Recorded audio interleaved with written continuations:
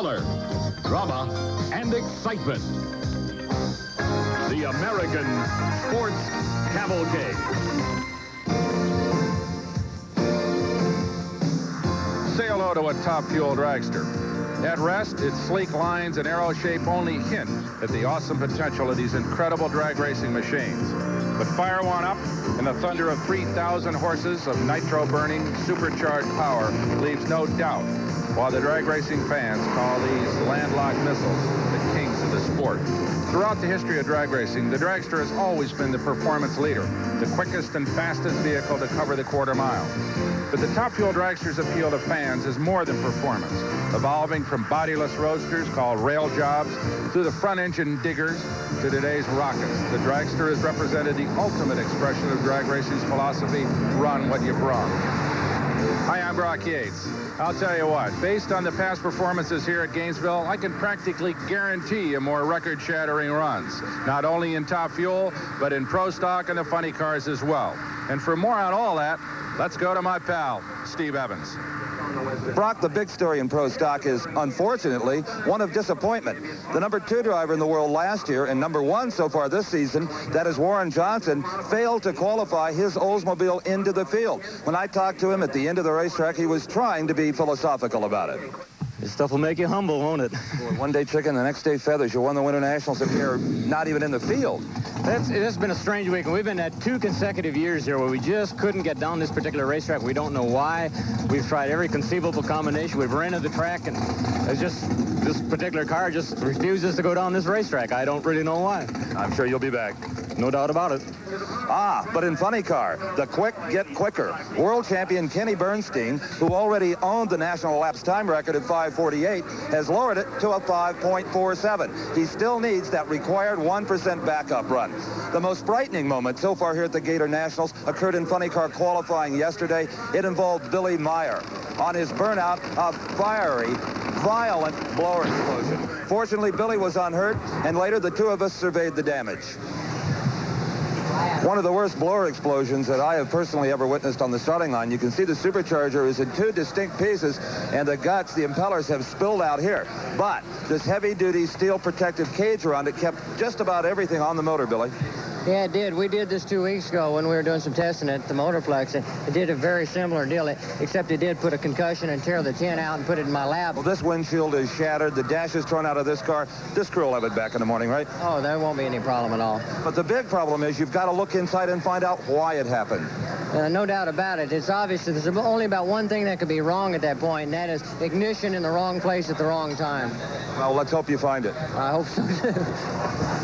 Unfortunately for the Meyer team, they did not find the problem, and in round #1, again, a supercharger explosion, this one not quite so violent. On a more upbeat note, Don the Snake Prudhomme is back, and his first win light of the '87 season came at the expense of his arch rival, Tom the Mongoose McEwen. Prudhomme enjoyed it.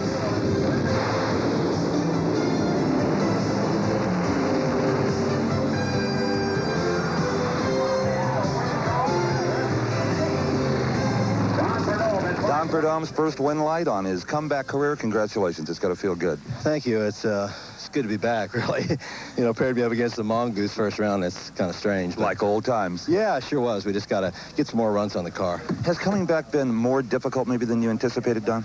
Well, certainly. It's been quite difficult, but I got a great crew, and we've been out testing in between national events, Bakersfield and our, home track and so on. A 570 on that effort. Well, it's decent, especially the way it ran through the middle of the course. I think we can go a little quicker. In top fuel qualifying, the Florida fans got a real treat. One of their own, young Darrell Gwynn from Miami, set the all-time world record at 5.22 seconds. How important was that record to him? Take a look at this. Of all the men and women who have ever traveled the quarter mile, this is the quickest of them all.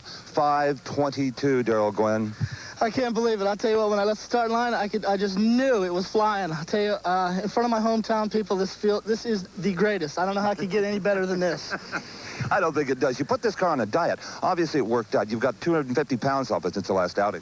Yeah, we've got about about that much weight out of it, but we didn't think it'd make that much of a difference. But just getting the motor sorted out is what made the difference.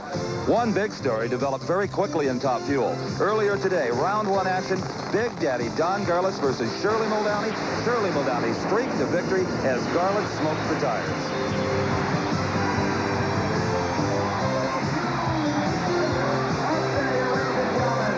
Shirley Muldowney's favorite way to start a Sunday is to beat Don Garlits in round one. You did it, lady. Yeah, I guess we did. No, they did it. A nice 549.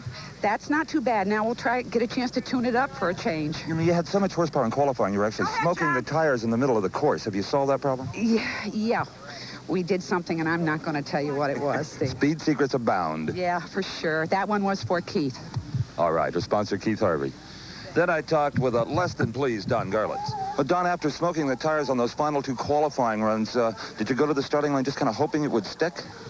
Well, I thought it would. Something happened to it. It got oil on it. Oil on the tires, possibly? Yeah, something went wrong with it.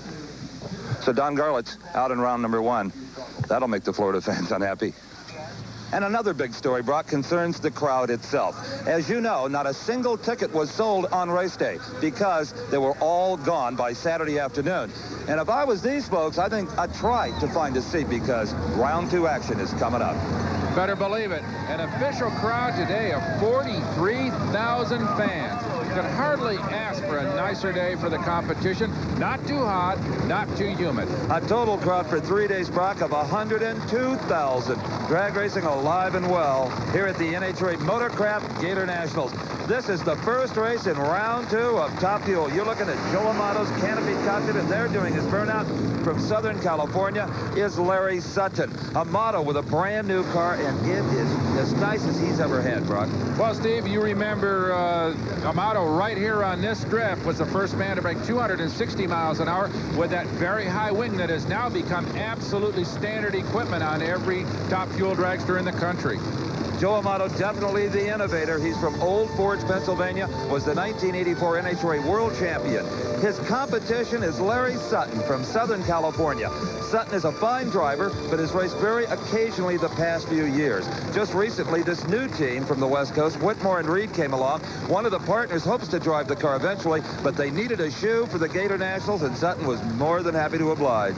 Well, he beat Bob Strauss in the first round, while Joe Amato got by Hank Enders to get this far. Notice now Joe using the canopy that is becoming more and more common in Top Fuel cars. Of course, we saw that first here with Don Garlits last season. So the Gatornationals tends to be one of the first major meets of the season. You see a lot of new equipment showing up out here. That's right. It used to be the NHRA Winter Nationals out on the West Coast, and now there's not much time between the end and the beginning of the season. So this is really a treat for the Eastern fans. There's a lot of them, of course, from the South, but many people coming down from Maryland, Pennsylvania, New York. They're staged and ready. Race one, round two, Top Fuel, Joe Amato, Larry Sutton. Amato in the near lane shows his strength on the top end of the quarter mile, covering 1,320 feet in 5.32 seconds, 276 miles per hour. Joe Amato advances to the third round. Here in the Shirley Muldowney pits, Ron Tobler, son John on the far side of the car, getting ready for their round two race against Darrell Gwynn, the world's quickest.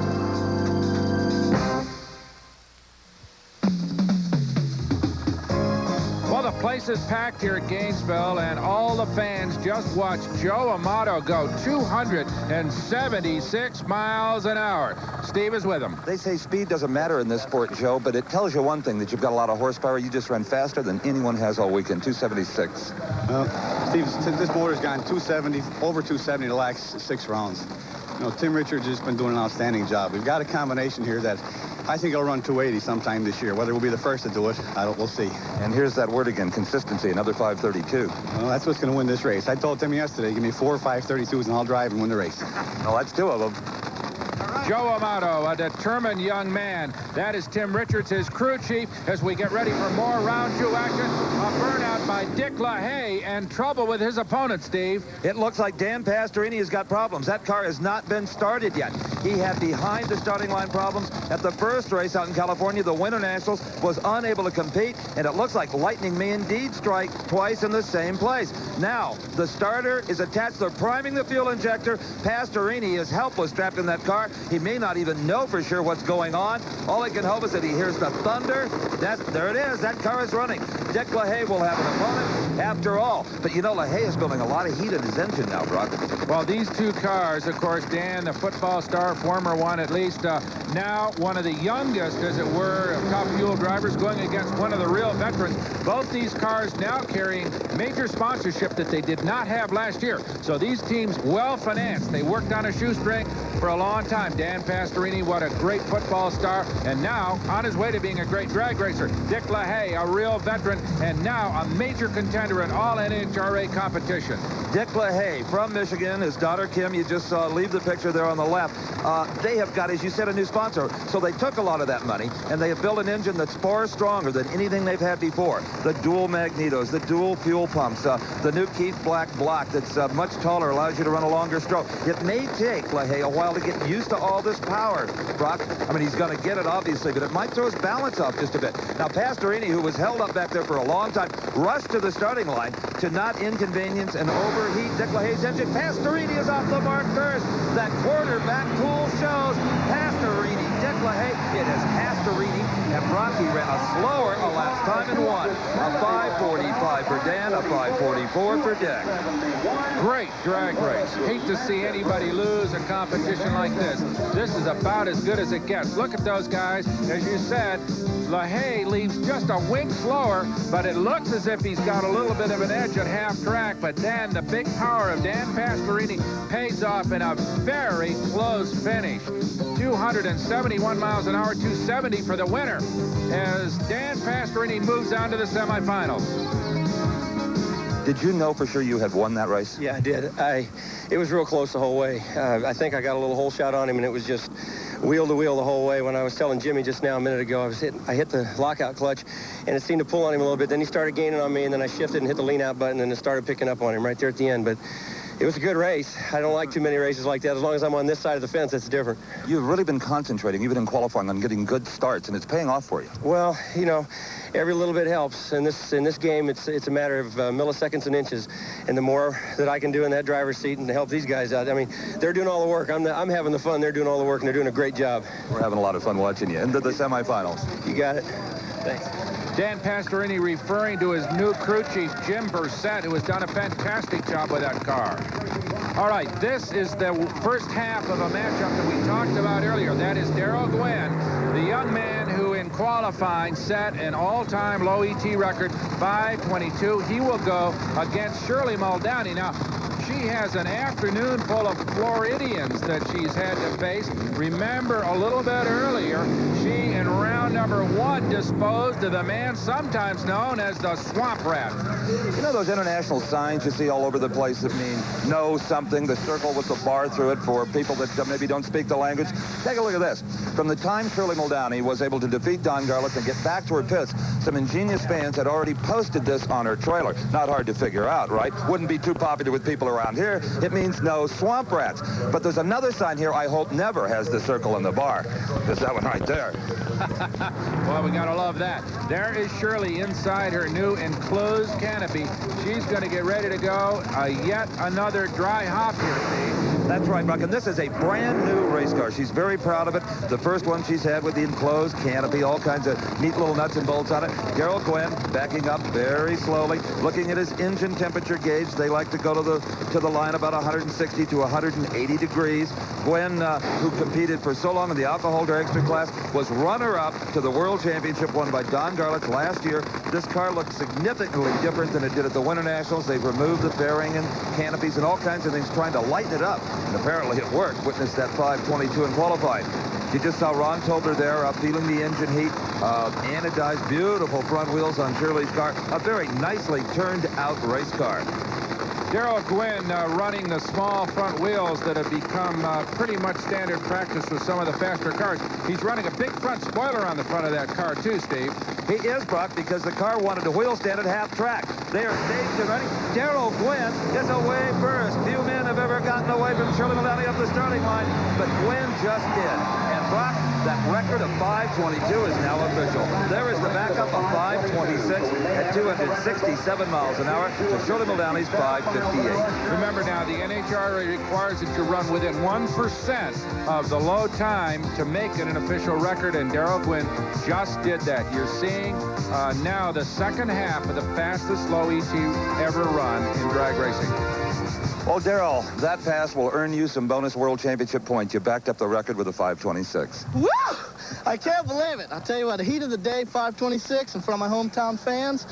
This bud's for you. A little bit of heaven, huh? You bet. This is heaven right here. Tell me about the ride itself. Did you see Shirley at all down the course? No, I never did. Matter of fact, I had to hold the brake in low gear because it spun the tires on the dry burnout. But we got 2 more rounds to go. So you were using the brake as an acceleration tool, really? It smoked the tires on the dry. My dad told me when I backed up in the dry burnout just to tug on the brake just a tiny bit. So that's what we did, and it worked. Great job. Thank you. Well, his dad, Jerry, a long-time drag racer himself, and that advice certainly paid off.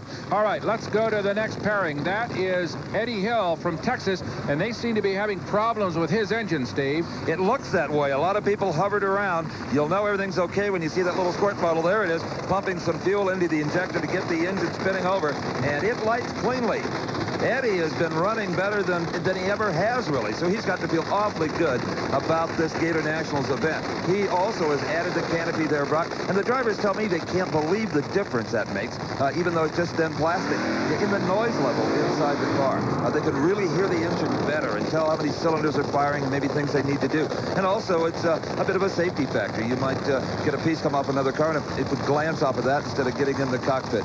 Eventually, Brock, I'm sure you're going to see all of these top fuel dragsters equipped with some kind of a cockpit canopy. All right, Eddie Hill's opponent is the agribusiness entrepreneur from California, Larry Miner, the man who fielded as many 3 cars in drag racing. That's right. He's down to 2 this year. Here is Eddie Hill, a former boat racer. In fact, he was the fastest ever on the Liquid Quarter Mile from Wichita Falls, Texas. And his wife, Ursi, enjoys drag racing maybe even more than Eddie does, Brock. I think if Eddie tried to retire, she wouldn't allow it.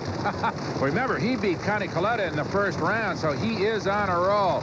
Eddie Hill running, as you said, better than ever with this beautiful new automobile, again with the small front wheels. That trend is just catching on like wildfire across the top fuel ranks. Well, they're lighter, and also you have better steering control, Brock, than you do with the kind of wheels on the front of Larry Miner's car here. You see them very carefully inching those cars forward into the staging beams, which light some small bulbs on the top of the Christmas tree. Everything's lit, and they're off. It is Eddie Hill out first. Eddie Hill with a nice hole shot, but the power goes away. Larry Miner comes around. Oh, boy, 5:32. The same elapsed time Joe Amato ran, 268 miles per hour. Okay, so we've got the semifinal pairing set now. It'll be Miner versus Joe Amato. Miner has a lane choice in that matchup, believe it or not. And the other pair, Darrell Gwynn versus the football star Dan Pastorini. Gwynn has lane choice because he ran quicker than Pastorini in the round we just saw. There is Don the Snake Verdone. He knows that today he has the opportunity to prove to everyone in the sport of drag racing the Snake is back. I'm Brock Gates, along with Steve Evans, back at the NHRA Motorcraft Gatornationals in Gainesville, Florida, where we watch Dan Pastorini's crew wrenching that car, getting ready for a major matchup against Darrell Gwynn.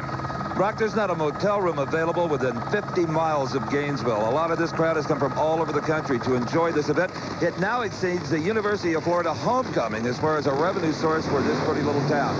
There he is, the funny car world champion, Kenny Bernstein. And there is his opponent, Doc Holliday, St. Paul, Minnesota. Doc has been racing for years, but on a regional basis in match racing. He's starting to get serious and says he plans to go to all the NHRA national events this year. He operates a manufacturing business. In fact, he makes race car trailers, and there's a lot of them here in the pits. Well, Steve, he's got his work cut out for him now because Bernstein, as we know, has just run so consistently, and I would imagine has to be listed as the odds-on favorite here in Funny Car. That is a brand new Buick LeSabre body the fans are seeing for the first time here at Gainesville, and it's got a lot of aerodynamic tricks. Again, wind tunnel tested by Dale Armstrong. Kenny Bernstein, a native of Texas, now living in Newport Beach, California, and Doc Holliday, as we said, from the cold country of Minnesota. Good guy. Mounted on the tube frame of Doc Holliday's car is a fiberglass replica of an '87 Dodge Daytona body. Well, now don't forget, this is second round action. In the first round, Bernstein beat Tom Huber, and Doc Holliday got by John A. Martin. So, as we said, Doc's got his hands full with this man. He's also got an opportunity to surprise any doubting Thomases there may be as to his performance, because the Doc has run real well. He qualified right in the middle of the pack. If Bernstein makes the slightest mistake, the Doc will bite him. Well, he certainly has plenty of experience, and I doubt that he's overly intimidated by the reputation that Bernstein and his crew bring to this line. Let's not forget that Kenny has a chance here, as his teammate Darrell Gwynn did, to back up a new national record, that 5.47 he ran in qualifying. He'll have to run within 1% of it. The starter is Buster Couch, as he has been for a couple of decades now. He's eyeballing both cars. He'll make sure they're staged and ready before he flips that switch, and they're away. Bernstein with a beautiful hole shot. Kenny Bernstein, 0.05 of a second in the bank when he left the starting line, and it's Bernstein wire to wire, but no new record. 5:59 at 263 miles an hour. Doc Holliday just kind of shut it off to save the motor at 5:95. Nothing he could do about that as we go to the next pairing. That is Ed McCullough out of California with the Larry Minor team coming to the line. He is going to face John Force, the man who has been a runner-up 7 times in NHRA national meets and has yet to come home with the trophy. Now Kenny's out of the car. Let's talk with him. Well, it appears to me that this man, Kenny Bernstein, is far more interested in winning this drag race than he is in setting any records. A 5:59, good, solid run. Well, it is, Steve. You know, winning is what it's all about when at the end of the rainbow, that world championship. And if you get a record along the way, that's fine, but we're here to win today. Is that all this racetrack will take? It's pretty close. I was all over pretty loose, and Dale and I just felt pretty much that was about all she was going to take, at least right now. You got to be proud of your teammate. Darrell Gwynn has backed up that record in top fuel. Well, that's great for him. Like you say, when you get the records, there's nice, but he needs to win a race today, too, just like we do. Okay. Between he and Dale Armstrong, perhaps the best disciplined team in funny car competition, as we watch the two competitors, John Force in the far lane and Ed McCullough, complete their burn-ups and get ready to go. Could be an interesting matchup, Steve. Ed McCullough, who drives for Larry Minor out of San Jacinto, California, has been, at least so far this season, the closest man to Kenny Bernstein.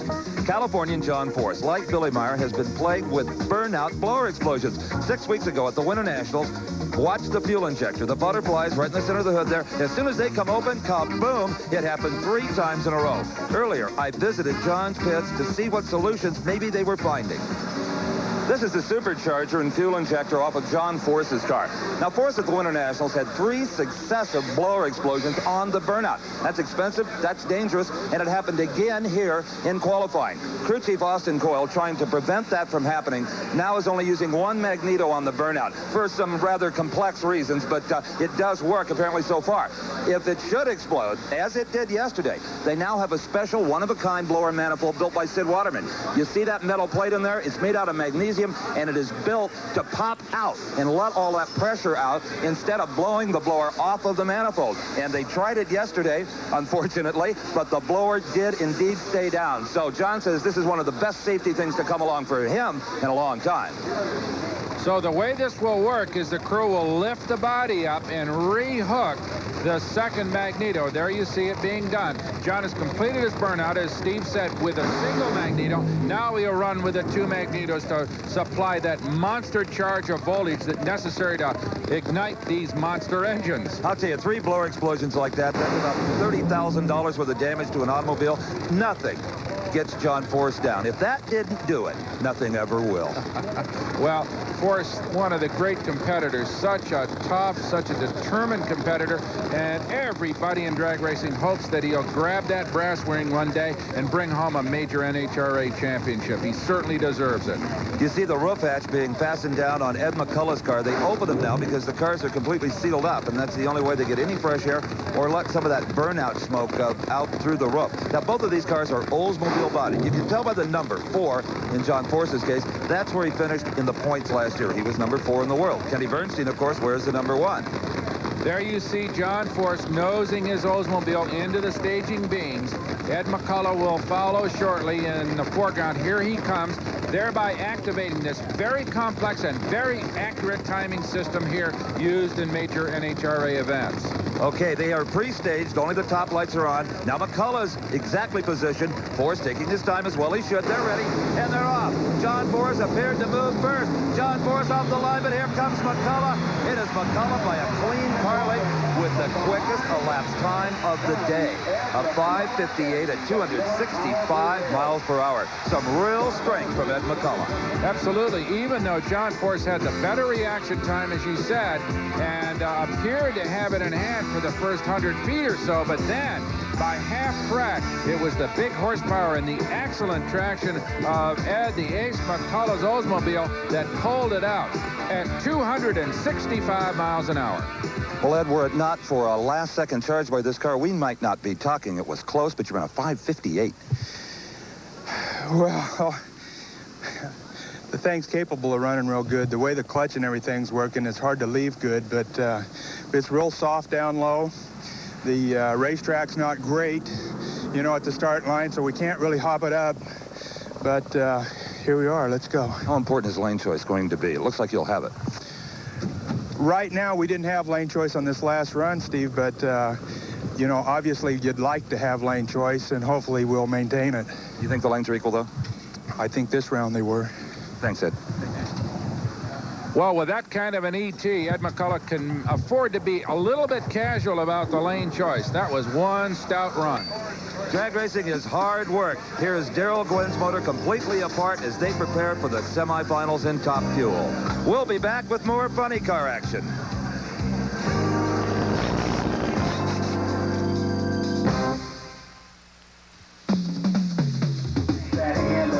Boy, the house is packed here in Gainesville, Florida for the NHRA Motorcraft Gatornationals. Look at those fans. Couldn't get another one in the place as we go down to the McCullough pit area where the engine has been totally torn down, but very routine stuff, really, Steve. Well, that's Ace on the left. He's not one of those drivers that sits in the air-conditioned lounge. He's in there pounding with everybody else. Look at this beautiful automobile of Jim Head, a former NHRA U.S. Nationals champion. Is that a pretty funny car?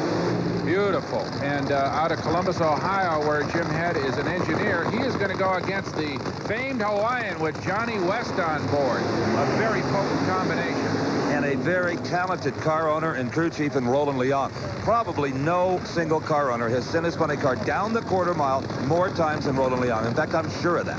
Well, remember, before he ran funny cars, he was a major campaigner with Top Fuel cars with a man by the name of Don the Snake Prudhomme on board. Jim Head usually isn't the quickest funny car, but he'll beat you with incredible consistency. He's won 3 national events in just that fashion. Johnny West, he is a professional race car driver from Chandler, Arizona, formerly campaigned his own Top Fuel dragster and funny car, and now he's a hired gun. And a happy one, I would imagine, having the ride with Roland Leon's team in that beautiful Hawaiian automobile. Well, you know, Roland doesn't just run the NHRA national events. He match races. He races for a living, so he takes any booking really he can get. Jim Head, well, when he's not racing, he's home running the family electrical business. This could be a good drag race. On paper, they're pretty evenly matched. Their qualifying times were very close. There is Roland Leon sending his driver to the starting line. Hardly ever shows any emotion whatsoever, even if they win the race. So it's a Dodge Daytona body here in the near lane, an Oldsmobile bodied car over in the far lane as they inch forward. Head versus Johnny West. And as you said, Steve, it's going to be Head who will probably let West beat himself, if anything. Head very consistent. That's right, but Head is having some problems. There's some oil getting under his tires, would be my guess. And it is Johnny West at 581. Roland Leon will not like that number. 248 miles per hour. A dead even lead. West having problems. Absolutely. And here comes the man we talked about just a moment ago, the Snake, who long association with Roland Leon ended up with him becoming one of the greatest drivers in NHRA drag racing history. Now here's a car and a driver Eastern fans will know well. Bruce Larson, who has been around for a long time in regional competition and match racing, as they call it. He is now full-time on the NHRA National Event Trail. He's from Dauphine, Pennsylvania, and is now the funny car member of the Joe Amato team. Don the Snake Prudhomme. Look at this beautiful Pontiac Firebird automobile. The Snake debuted the car at the Winter Nationals. He didn't qualify. They had a brand new combination. Had taken a year off. Then he started running racetracks. Bakersfield, Phoenix, anywhere he could go. Experimenting, blowing blowers up, doing everything wrong you could do, learning what to do right. And the Snake is apparently a quick learner still. Oh, he absolutely is, and he really feels a lot more confident. I see the confidence in him at this meet a whole lot more than we've seen over the years. Last year was certainly a low point for him. Well, as he told both of us, retirement was fun for about a week. You can bet that Bruce Larson's car, by the next event on the NHRA Championship Trail, the Southern Nationals in Atlanta, will have a Joe Amato-style paint job. I'm sure it'll have that nice candy apple red. Now, there is Bruce Larson. In an earlier race, in fact, in round number 1 today, this man, Mark Oswald, a former world champion, a top racer, was stunned by the performance of Bruce Larson. Larson in the near lane accomplished the biggest upset of this event. What a close race.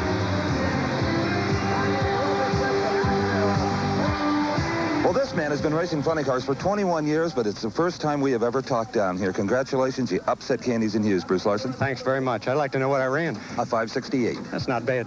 Over 260 miles an hour. That's the fastest I ever went by 10 miles an hour. I understand Joe Amato is now a part of your racing program. He is very much. Our major sponsor is still Century Tax and Gauges, and Joe Amato stepped in and made us a member of his team, and that's been the whole difference in our success with Tim Richards building the engines and tuning them. Joe's help and all the other sponsors that Joe has have been turned over to us, and it's just fantastic. Well, it thrills me to say, see you in round 2. We'll be here. Thanks. Well, let's see if he can make it on to the semis. Competition intensifies here. He is against the Snake on the comeback trail, Steve. Larson's car is 8 years old, a dinosaur by drag racing standards. Prudhomme's car, well, there's nothing newer, nothing nicer. And probably nothing lighter. Remember, they will allow a minimum weight of 2,100 pounds in funny cars and a maximum displacement of 500 cubic inches. There's a lot of racers around here that don't want to find out what that power plant of Bruce Larson's will do in a brand new car. It might scare them. Prudhomme with a snake bite right off the starting line. Larson with way too much horsepower for that old car. And it's Don Prudhomme. He's improving round by round. A 564 at 266 miles per hour. Boy, good, strong pass. So Don Prudhomme will face Kenny Bernstein, and Bernstein has a lane choice with a lower ET. The other pair, Johnny West against Ed the Ace McCullough. McCullough with a lane choice in that pairing. This is going to be interesting. Back in the pits, this is the Kenny Bernstein crew working on the clutch setup, which, as you know, is so critical. You just saw it hurt Bruce Larson desperately as he lost to this man, Don Prudhomme. Well, this man and this Trans Am automobile are definitely headed in the right direction. A 564, an improvement there. Well, it's getting a little bit better. We still got a lot to learn. Is it like riding a bicycle? You took a year off, you still feel as comfortable as you did? Yeah, I really do. Actually, I feel just fine, you know, the year's rest. I think everybody needs that once or twice maybe in their career. And, yeah, I just got to, you know, run a little bit harder. But, yeah, we're pretty pleased with it. Is there more there? I think so, yeah. Well, there's got to be more there because both Bernstein and McCullough are running in the 50s. We'll be back with more from Gainesville after this.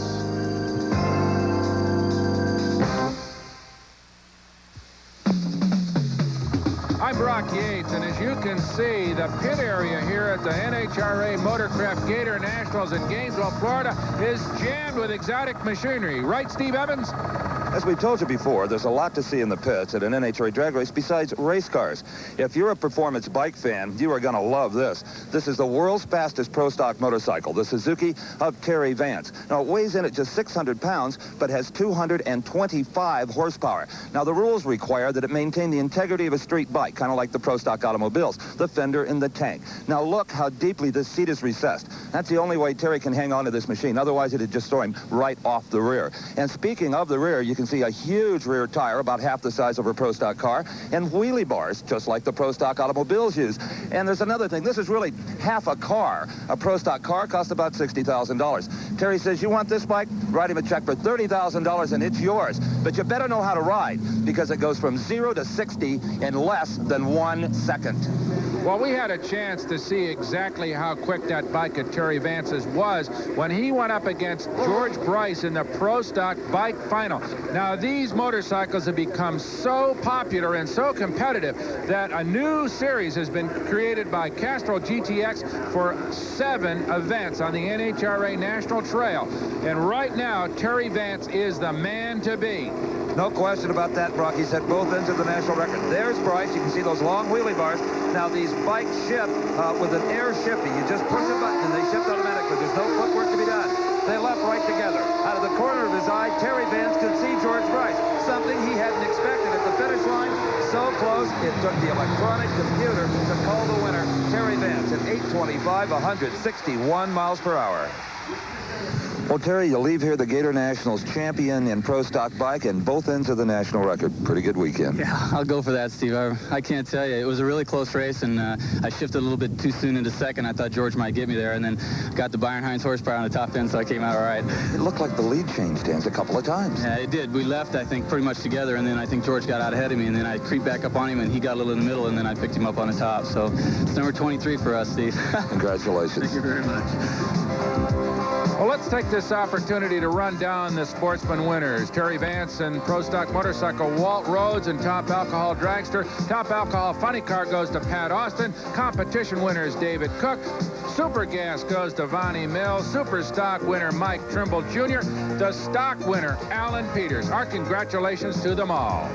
I concur with that, Brock, and look at this crowd. Look at on the fences there. They know the Pro Stock cars are coming. Round number 2 of the factory hot rods. 2,350 pounds, 500 cubic inches, dual 4-barrel carburetors, racing gasoline, and unlike the funny cars, these bodies must conform to their counterparts from Detroit. Also, Steve, no supercharging allowed. We've got a good pairing here. You bet. Chevrolet favorite Bruce Allen, the Rear End Morrison Camaro from Arlington, Texas. He'll be up against the Oldsmobile of Don Coons from Cayuga, Indiana. Now, Chevrolet, this may be hard to believe for some fans, has had a long dry spell. Did not win a single event last year. It's been Oldsmobiles and Pontiacs and, of course, the Ford of Bob Glidden. Now, they are staged. They take the RPMs well up over 8,000 and then just slide their foot off the clutch and have to make 3 gear changes down the quarter mile. Bruce Allen in the far lane, the yellow and white car. Don Coons having problems. It is Bruce Allen winning at 7:49, 186 miles per hour. Don Coons, he coasted through at 7:88, 175. Okay, right back to the next pair. This is Jerry Ekman, who has the dubious honor of facing world champion Bob Glidden in the next pairing. But before that, let's go up to the other end to hear from Bruce Allen. A 7:49, Bruce, will put you in the semis, but that was not a typical Bruce Allen reaction time. What happened? Just didn't get in there quite right. A little lazy, I guess. Didn't do a very good job. What way? I got in there a little too early, and Donnie came in late, and I had the engine up and was waiting for him, and I just backed off on the throttle a little bit. And you can't do that. So, Bruce Allen, self-critical about his rather slow reaction time against Don Coons. This man, very seldom ever slow against the light, Steve. That's right, Bob Glidden, Whiteland, Indiana. Here is Jerry Ekman, Ventura, California, Bill Orndorff's Camaro. A very quick car, a middle-of-the-pack machine. But as we've said before, it's like you're a Bob Glidden and you just make any kind of a bobble, a guy like Ekman can bite you. He's by no means a minor leaguer. The Pro Stock car is starting to take more time to stage, much like the dragsters and the funny cars. They used to just rush right up there. So it's Glidden in the far lane. It's Ekman in the near lane. Ford versus Chevrolet. Both drivers, good reaction times. Getting out of shape is the Chevrolet in the near lane. Jerry Ekman, that is going to cost him. Bob Glidden will win it. His sons, Rusty and Billy, high-fiving it on the starting line. And there goes Glidden down to the shutdown area. His time slip will read 7:44, 187. Boy, the hits just keep on coming. Bob Glidden barely pops the chute, and here comes Joe Lapone to the line. Now, that's a substitute car. Joe came in here with a brand-new Chevy Beretta. It wasn't quite yet ready for competition, and he kind of begged and borrowed this ride in Tom Wright's Camaro. His opponent will be Darrell Alderman. But before they race, let's find out what Bob Glidden thought about his run. Bob Glidden, would you be pleased with a 7:44? Not really. I think I ran quicker than that, Steve. That was what it was, 7:44. Yeah. I thought we'd run a little quicker than that. We made a pretty good run, and we'd gone a 4-0 the first round. Still quickest so far in this round. I have no idea what the other cars ran. I think the only pair that ran in front of us was Allen. Everything go well on the race itself? Good. We made a perfect run. If we can make a couple more like that, I'll be happy. Indeed. Thanks. Thanks, Steve. Always the perfectionist, always looking for more speed. That is Bob Glidden's trademark. All right, here comes Alderman to the line. Out of Moorhead, Kentucky, Darrell just sort of appeared on the big-time scene later last season. Joe Lapone, though, he's been around for a while out of Berwyn, Pennsylvania, an old teammate of Bill Grumpy Jenkins. In fact, Grumpy Jenkins is his crew chief on the new Chevy Beretta, and I'm sure that's the motor out of the Beretta in this car. So you got a pair of Chevrolets, a nice light by Darrell Alderman. Darrell Alderman in the far lane was out first for sure over Joe Lapone, and he is going to win it. The elapsed time for Alderman is 7:59. Lapone will be a little embarrassed. A 7:58. He ran quicker but lost to Alderman's starting line hole shot. There it is, right there. You can see how critical starting line tactics are in pro stock. That little wink of an advantage that Alderman had there was enough to pay off and move him into the next round of competition in pro stock. He's got to be a happy man. To knock off Joe Lapone is a major accomplishment. Identical top speed, slightly lower ET, but better reaction time wins it for him. Just before he started to climb out, Darrell Alderman looked up and said, "Did I win?" That's how close pro stock racing is. Joe Lapone shakes hands with the man. A fine drive. Thank you. Did you see Joe all the way down? No, I saw him there in the first 2 gears, but you never know whether you jerk the bub or not. And a good job right off the starting line, too. You're sharp today. Yeah, feel good. Do you press the light during qualifying to stay sharp and constantly push that trade? I do. Most of the drivers just go out there and qualify, but, I'm trying to get on the light, trying to be the best at it. Practice makes perfect. That's right. Darrell Alderman. Well, you heard it here first, folks. Jerk the bulb from Darrell Alderman's mouth means a red light, which is a major occupational hazard here in pro stock racing. These guys squeeze that light so tight. I think it means red light. I'm not even sure about that, actually. We'll have to ask him next race. I am sure we'll be seeing a pair of Pontiac Trans Am in this pro stock heat. Lee Dean, Northeast Maryland. Now, in the first round, Dean beat Nick Nicholas to advance here to face off with, from Blacklick, Ohio, Butch Leal, the most successful Pontiac pro stock racer of them all. Right, Steve. He has really brought Pontiac into the front line of pro stock competition. A competition, as you mentioned earlier, that has been dominated by Fords and Chevrolets heretofore. But, boy, the Pontiac folks have got to be delighted with the way this man has performed with that Pontiac. He has done a super job over the last couple of years. And I would imagine that he's looking forward to some real success this season. That team is getting stronger by the event. Yeah, it would be a real accomplishment for Lee Dean here in the near lane to beat Butch Leal. I'm sure it would raise his stock at the Pontiac Motor Company. Now, Leal has been known for his starting line hole shots, but he hasn't been pushing the tree quite as hard lately since he has some newfound horsepower, not wanting to risk the red light. He's still good and quick, don't get me wrong. These two guys lead right together. Whoa! Lee Dean almost lost control of that car. He wisely got up the throttle before he hit the wall. Butch Leal, a 7:49. Not quite as quick as Bob Glidden, but good. 186 miles per hour. So Butch Leal moves into the exclusive semifinals. He will face Bruce Allen. Butch Leal has the lane choice. The other pair, the always potent Bob Glidden against young Darrell Alderman. Glidden again with a lane choice. And now let's go to Steve with Butch. For Butch Leal, it's a 7:49, but the cars are moving around a lot. Yeah, what happens is it's real hot today, and the sun's been out early this morning, no clouds, and it's really beating on the track, Steve. And I guess that glue's coming up, and we're just shaking the tires all the way through second gear that time. And I noticed everyone else did the same thing. So when that happens, what's the physical sensation inside the car for you? Well, you're just hoping it'll stop, and you can't let off the throttle, of course, at that time. It's not quite that bad yet, but it can get so bad you have to at times. Can it be painful?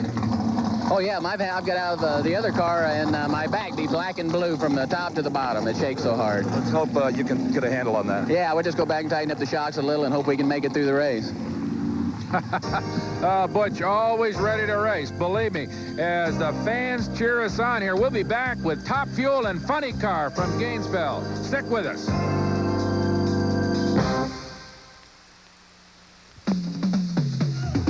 Oh, boy, the fans are having fun here at the NHRA Motorcraft Gatornationals. We got Top Fuel coming up, but first, let's go to Steve Evans with Don Perdome. Don, for so many years, you dominated funny car racing. Now you face the man who is currently in that position. How does that feel? You know, it's tough to say. You can only ask so much out of one of these cars. No matter the race Bernstein or Hooby race, we're just trying to step up on it a little bit at a time. And I think we got a little bit more left. And obviously, it'd be nice to put him away because he's the hot dog right now, and it'd be kind of nice to put him away. Before we see that pair, this is Jerry Amato directing her husband back toward the starting line where he will face off against Larry Minor in the Top Fuel semifinals. Now, Jerry's positioning of that car is critical because she and her husband have chosen an exact spot where they feel the traction will be at its maximum. Larry Minor's crew also has positioned him right in those burnout tracks. If you don't do that, the burnout is a wasted effort. Now, Minor had run in the 520s in qualifying, but since then has not been able to find that kind of performance. Joe Amato, a 5:32 in round number 1. The sleek candy apple car debuted at this event. Larry Minor over in the far lane from California. A potato farmer by occupation, a drag racer, an off-road racer for a hobby. They leave real strong and right together. Not much of a hole shot for either driver. Larry Minor, some mechanical problems, and Joe Amato is going to have some pit work to do.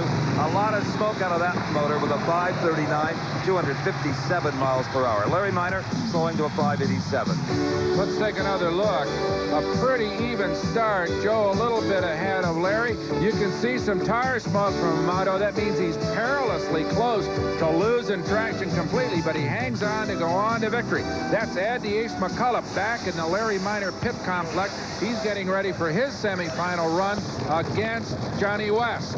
Here we go, Top Fuel. Dan Pastorini moving to the starting line. Pastorini has gotten this far on driving ability. He right now is consistently posting the quickest elapsed times in Top Fuel. He beat Dick LaHaye with a slower elapsed time. There was Darrell Gwynn getting the kind of traditional family handshake from his dad, Jerry. As they move forward to the starting line, you see a crewman in there kind of leaning out the motor with a little device there. Pastorini has just been brilliant on the starting line run. He certainly has. He's come so far, so fast. And again, it's a hole shot by Pastorini. He's away first, and he's going to need all of it. Oh, Darrell Gwynn by a car length, even though Dan had a nice lead one more time. Gwynn, oh, just incredible elapsed times of 5:24. 269 miles per hour. Boy, yet another run in the 20s that Darrell Gwynn just keeps going quicker and quicker. Let's have another look at that. As you can see, Dan Pastorini out a little bit ahead of Darrell, but not to be. Gwynn drives right past him at half track in a very close, very competitive drag race. Excellent performance by both drivers. So that sets the stage for a very interesting matchup. Joe Amato versus Darrell Gwynn in the Top Fuel final. Gwynn will have lane choice. Let's go down to Steve. Well, our Top Fuel finalists are set. Joe Amato versus this man, Darrell Gwynn, and you've got a bit of a performance edge. Your 5:24 versus his 5:39. Well, I'll tell you what. Very much to say. There's a lot of things that can happen in fuel racing. I've set records before at national events and not won them. I'm after this win. The record's great, but I'm after this win here at Gainesville in front of my hometown people. I would just want to impress that upon everybody that I'm going to try my damnedest. You love your fans. You got it. Okay. Thank you. Very determined young man in Darrell Gwynn. Meanwhile, the engine being assembled in Kenny Bernstein's funny car, he faces a semifinal race against Don Perdome.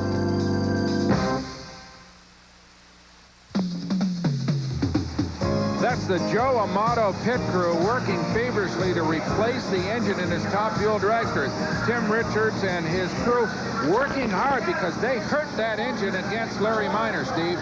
They broke off a stud that holds one of the main caps on. They could have drilled it out and tapped it and put a new stud in, but they honestly think that that new engine may be stronger. They're never afraid to change engines, and that's a rarity. Here is Don Perdome. I saw the look on his face as he got into this car, and you only see it on two drag racing competitors, Don Perdome and Don Garlits. It's a look of total determination, bordering on possession. Well, how many times we heard over the years that Don Garlits was finished, and we began to hear the last few years that Don Perdome was finished. But I just can't believe it. Those two champions keep coming back. They, as you say, they have that kind of inner fire that just can't be put out. It might get damped once in a while when they have car problems, but that zeal to win, you just can't eliminate it.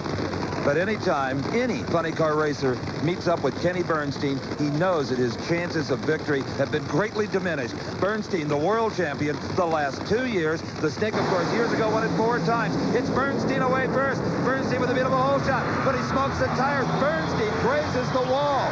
And Don Prudhomme goes into the final round. Bernstein for sure was away first. Prudhomme's crew, they just are loving this. A 571 for the Snake. He slowed up a little bit at 257 miles per hour. This is a rarity in drag racing today. You see Kenny Bernstein out of shape. Lesser men would have gotten out of the throttle at this point, but Bernstein stayed in it, trying to run the Snake down. Consider here that he's probably running nearly 170 miles an hour, and the man just won't give up. Unfortunately, though, for him, the Snake runs straight and into the finals. A 571, Don, into the final round. Tremendous. Well, right now it's a little tough to get down the track. I appreciate what you're saying, but it's just a little tough right now, and we just got to sneak up on it, you know. Well, Bernstein was having his problems in that lane. Well, yeah, you know, but, you know, we're having ours, too, and being off that time, you know, someone was telling me if Johnny Carson took a couple of years off, it'd be tough to be back on his number, but it's tough, you know. I didn't realize how much time would really affect us. See you then. Thank you. Okay, so Don Prudhomme moves on into the finals. We'll find out soon who he is going to face. In the meantime, the crew works hard to complete that engine change in the Amato pit. Tim Richards directing that giant 500 cubic inch nitro burning engine into the engine bay. They should be ready to go. This is a pretty routine change for these expert crews. You just saw Bernie Federley. He's the crew chief for Ed the Ace McCullough, telling the McCullough to hit it one more time, which the Ace has already done.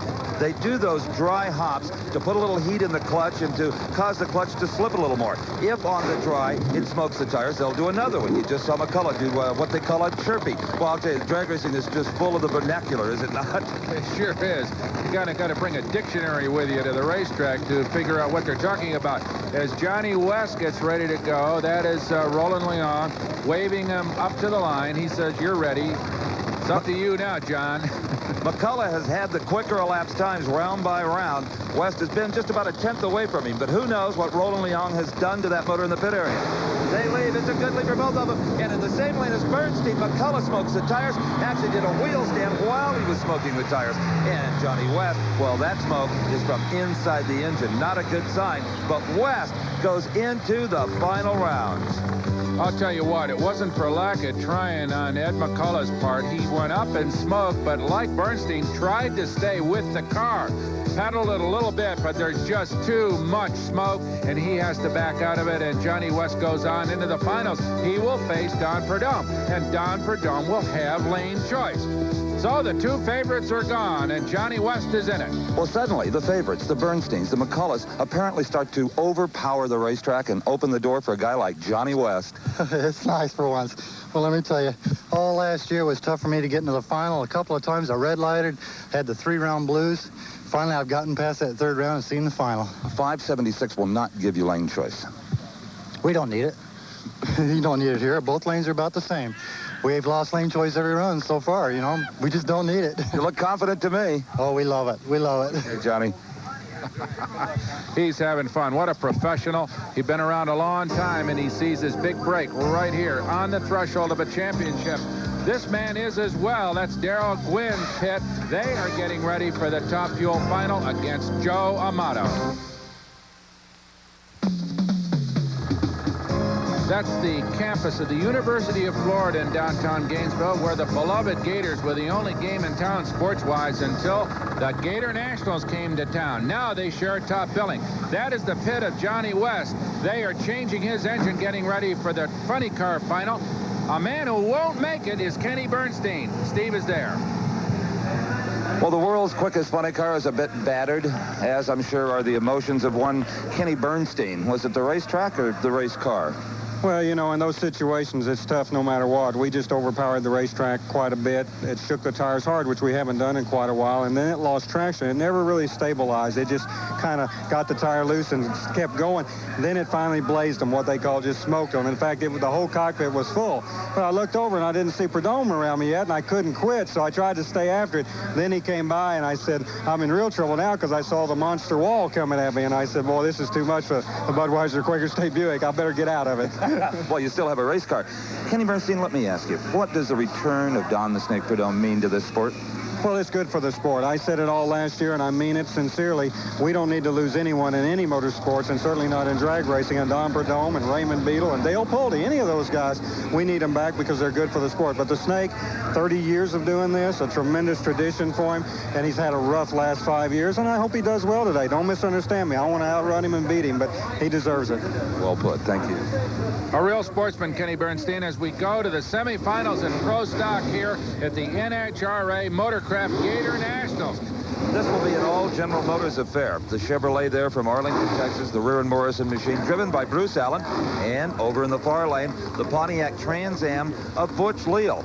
Now, Leal has been running just a little bit quicker than Bruce Allen. Nothing decisive, just a taste. Now, Leal, as we've talked before, is famous for getting hole shots off that starting line, and I think against a guy as quick as Bruce Allen, he's going to have to be very alert. Allen could run a couple of 100 seconds slower and still get there first. We've seen it happen today, and Bruce Allen would be a prime candidate to do it again. Third stage, the engines come up, the tachometer needles just bury over the pegs, and they're gone. What a start by Butch Leal. 4/100ths of a second. He was away first, and it is Butch Leal at 7:44. David Rear, the owner of the losing car, just can't believe what he saw.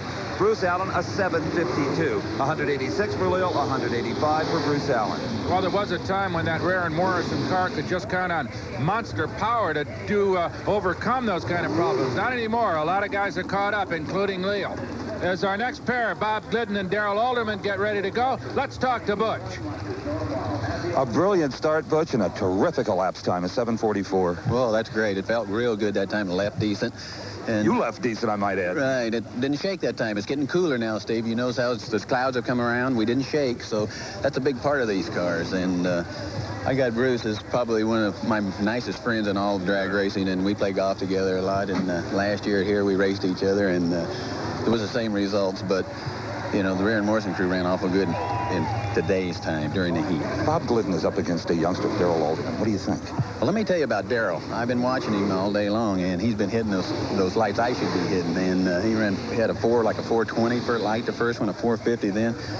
I can look for Bob to might get beat here, you know, because you can shake the tires, but it's calming down now, so Bob ought to run about a 39. We're about to find out. Well, we'll see what kind of a prognosticator Mr. Leal is as the world champion Bob Glidden gets ready to go in that beautiful Ford Thunderbird. And don't think Bob Glidden is unaware of the reaction times today of Darrell Alderman, as Butch Leal was talking about. And, Brock, it's kind of like shooting dice sometimes in Las Vegas. You'll get on a roll and you just can't do anything wrong. Other days, you're so far off the light you don't know what's happening to you. Alderman seems to be on that roll. It would take to maybe upset Bob Glidden as they move in very carefully. And this is the slowest stage so far today. I don't think it's any kind of a sight job. Everybody being ultra careful.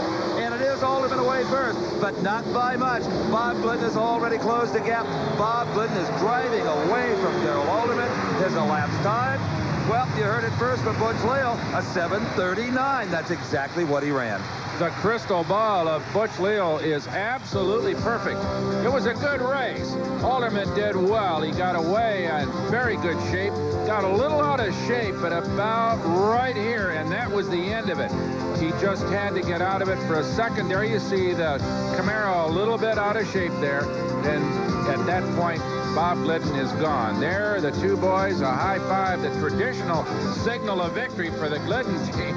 Not too bad. Pretty good form, I'd say. So we've got a super matchup in the Pro Stock final. Butch Leal, Bob Glidden, and Glidden has a lane choice, but not by much. Bob, Butch Leal was down here, and he said it's cooling off. You'll see Glidden run in the 7:30s. He was right, 7:39. Good. If we can pick it up a couple hundredths, I'd be happier yet. I don't know what Butch ran, but you know how he... 44. He is really tough on me normally, you know, on the tree. So I'm going to... Beat you up on the starting line a little? He beats me up all the time. I'm going to have to do my best on the starting line and make a good run. It'll be a great final. Sure will. Thanks. All right, so Bob Glidden heads for the Pro Stock Final. Goes over to congratulate Darrell Alderman on an excellent effort. We'll hear more from him in the future, believe me, as the Johnny West crew continues to wrench that engine back into his funny car. The bare bones of a funny car, but it'll be ready. Everybody seems confident, and these cars have been torn apart a lot more than this before a final run. Things a lot more calm in the Don Prudhomme pit area. Apparently, they hurt no parts in the semis. Just a matter of routine maintenance. Should be a great final.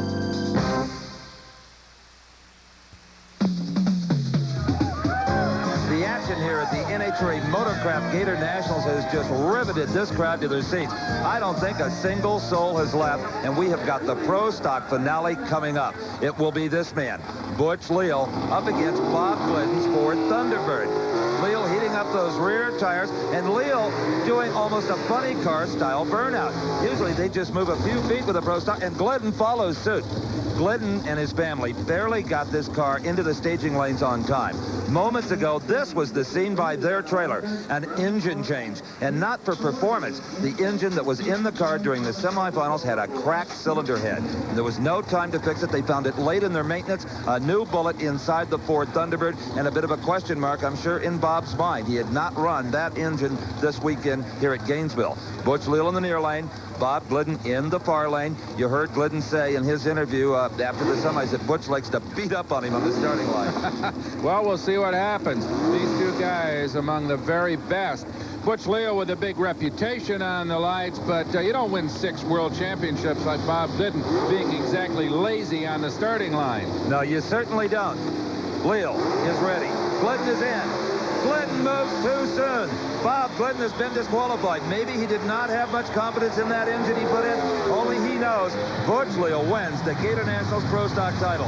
And this time, Brock, it was Bob Glidden beating up on himself on the starting line. Oh, he has to be furious with himself, Steve. But actually, this is an occupational hazard in Pro Stock racing. You got to squeeze the light if you're going to win. Well, Butch Leal wings in here with a 7:47. That's an elapsed time, and that won the Motorcraft Gatornationals. Great job. Thanks, Steve. The right lane, you know, was a little slower all day, and I knew we had it, and I'm glad to see the thing run 747. The guys at the shop did a great job, and, you know, the ride shop there on the car, and, oh, man, I'm just beating Bob is just, I hope it's a habit. He doesn't. He was telling me that you always beat up on him, he said, on the starting line, and he planned to get up there and maybe give you a taste of your own medicine. He left a bit too soon. I didn't see his red light. Yes, he did. He was about a half a car ahead of me in low gear, and all of a sudden he quit, and I went, all right. I didn't know he red lighted because I'm trying to concentrate on so hard on the starting line, you know, semifinals and finals there, and God, that's great to win here. Last year, you know, I red lighted and I wasn't going to remind you that. Yeah, I know, but I gave it away. I was thinking about it all the time, and I told you at Baton Rouge that we took a chance, the last chance I was ever going to take, and I haven't done it since, so I've just been driving well. Again, congratulations. Hi, thanks very much, Steve. And our congratulations, too, and that's Gil Kirk, the car owner for Butch, and they got to be a happy team. Let's see now what goes on in the funny car final. What do you think, Steve? Well, I think we got a couple of rookies here, Brock. Only a collective 60 years worth of drag racing experience. Last year, as you know, the Snake took a rest for an entire season. When he went to the races, you could almost always find him riding in the push car of Roland Leong. Roland, one of his closest friends, an employer many years ago, in some ways got the Snake started in big-time NHRA drag racing. And Roland right now may be one wishing he hadn't let the Snake ride along all that bunch. He may have learned a lot during that year's layoff. You know that this man, Johnny West, inside Roland Leong's Hawaiian car is definitely not lacking in experience nor in desire. He has yet to win here at the Gatornationals. On the other hand, Don Prudhomme has a bunch of wins here in the Gators. So, but I don't think that means anything at all. Those guys they don't deal in past history. You're only as good as your last drag race. That's right. And the drag racer's attitude is directly related to his last time slip. Not the one before that, if it was a world's record, but what he just got. Here is Johnny West, and he knows he's got an opportunity here to make some pretty good headlines in the drag racing press. Roland Leong walks away. He trusts Johnny West. He says he's the hardest working driver on the car that he's ever had. No prima donna here. The Snake, he's not afraid to get his hands dirty either. They have done everything they can do. The crews, it's now up to the 2 men trapped in those cars. Johnny West is away first. There's fire underneath the Hawaiian car. Don the Snake Prudhomme is long gone. The return of the Snake is now complete. of 5.72, 260 miles per hour, puts him in the Gatornationals winner's circle. And what a way to do it. Johnny West only goes a matter of a few feet, and a giant fire underneath that car puts him away. Don Perdome is back in it.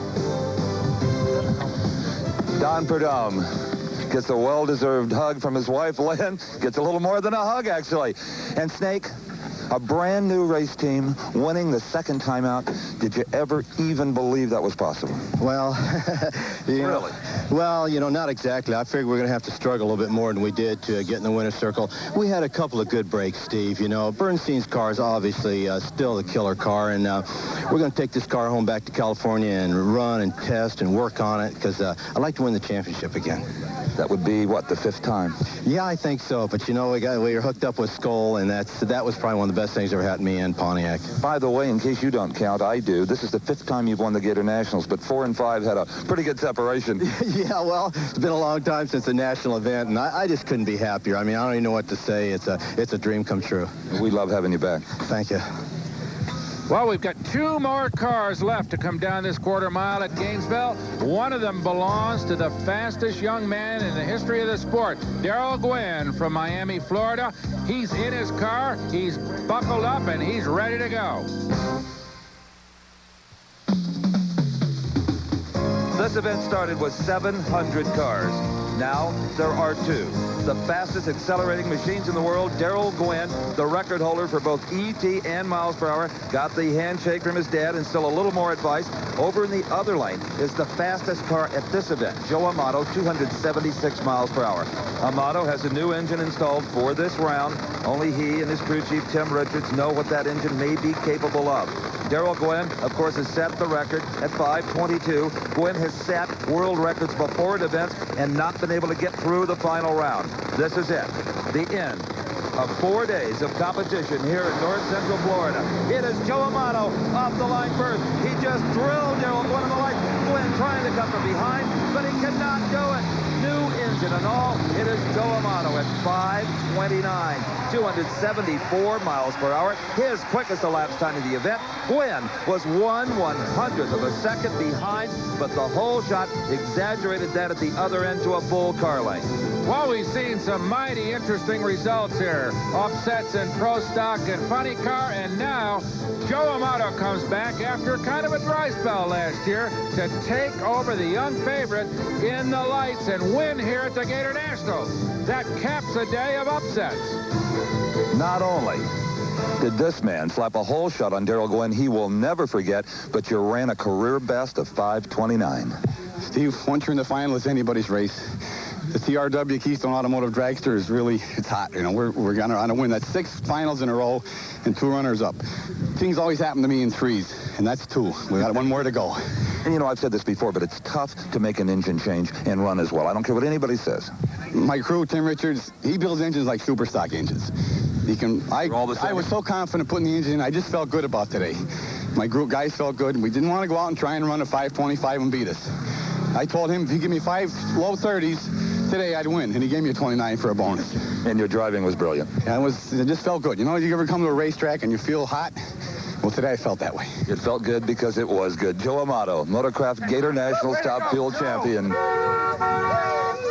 Victories are especially sweet when you haven't had one in a while. You remember how much they mean to you. Brock Yates is right now with Darrell Gwynn. Good race, buddy. Good race.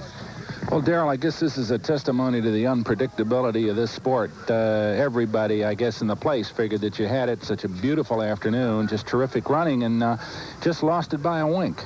Yeah, that's drag racing. I'll tell you, 5:30, I would have thought 5:30 would have been the #1 qualifier and clean house here at the Gatornationals, but we ran some consistent 5:20s and 5:30s, and we left it alone for the final. I kind of had to hold the brake in the final on the run because I wanted to spin the tires, but hey, we did the best we possibly could here.